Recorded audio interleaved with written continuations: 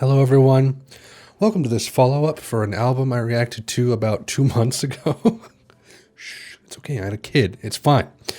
Yeah, so Good Times Are Killing Me. That's not it. That's a song. Good news for people who love bad news. I'm on top of this, I promise.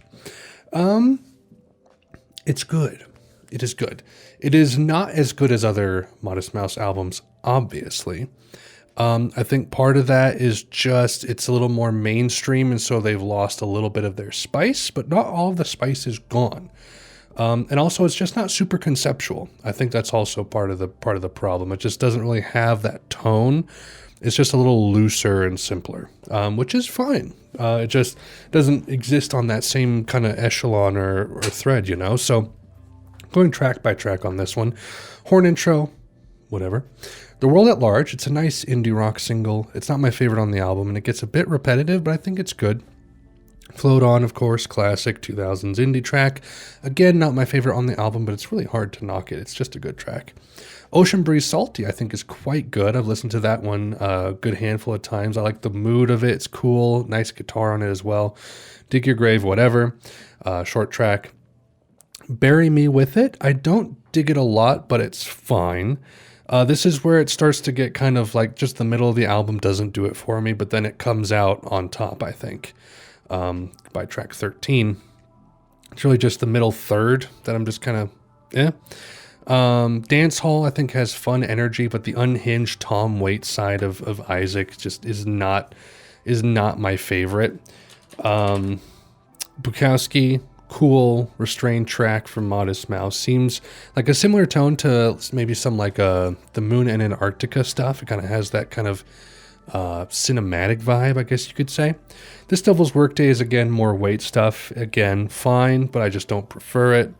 The View, this is where we're starting to kind of come out of the weird middle for me. I dig the chorus on this one. I think it's a good track. Satin in a Coffin, it's like angsty Mumford and Sons. It's not bad, it has cool moments.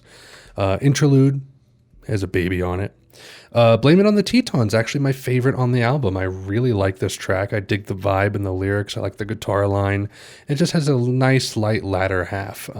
It's a very simple song, but I really like what Isaac was able to do on that one. Black Cadillac's not a bad track, but I feel like it falls into the cracks of the album flow a little bit. It just feels hard to pay attention to it for some reason. One Chance is a solid indie rock track, kind of a classic Modest Mouse feel on that one. It's a fan favorite, obviously. It's good. The Good Times Are Killing Me is a solid outro, as per usual with Modest Mouse. Nice upward swell. I've noticed with a lot of Modest Mouse outro songs, it kind of feels like you're just being like kind of lifted up on the wind and just kind of carried away. And it's not like a great feeling, but it's also not a bad feeling. It's just kind of like this bittersweet, like you're being swept away, like upward, in a bittersweet way. And I think The Good Times Are Killing Me succeeded at that. So it's a fine album, and it has tracks that I like quite a bit. I like The World at Large, Float On, Ocean Breeze Salty, The View, Blame It on the Tetons, One Chance, Good Times Are Killing Me. Those are all pretty solid in my book. I think it's just a little inconsistent. It gets a little weird in the middle third. I don't know why. Some people probably dig that. But yeah, it's just a solid album. It just doesn't have that spark that old Modest Mouse albums had. But that is my follow-up to the good news for people with bad times. Sure. Anyway, until next time, Godspeed.